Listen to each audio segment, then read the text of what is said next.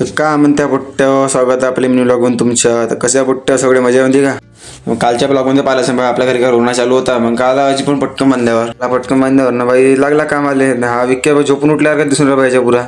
मग का लागला आम्ही बांधे होतो सण कामाले. एवढ्याच बाया पण आल्या. बाया लागल्या मग रोवासाठी आम्ही लागला पेंड्या फेकासाठी एवढे पण. आता मला तिकडं झाला पेंड्या फेकून सण. आता झाला आम्ही दुसऱ्या बांधायकडे पाहिजे. दुसऱ्या पण बांध्या होत्या तिथे सामान वगैरे उचलला पटकन आणि चालला आम्ही तिकडं. मग आपल्या काकाच्या घरी पण रोना चालू होता. तिथे पण बाया आल्या होत्या. मग आपल्या बांधवर भाऊ पहिलेच कामाला लागला. कसा कामाचा पोट्टा आहे तो. माझ्या मग मम्मी आणि पप्पा पण येऊन गेले. मग का ते पण लागले कामाले. आम्ही थोडा बसला होता आराम करत. मग आता म्हणलं सगळे जेवण करत त्याच्यात मग आपण बसून तेव्हा जेवण करायला. मग माहीत पडलं का आम्हाला डब्बाच आणला. मग भाऊ घरी जाणं पडलं आम्हाला.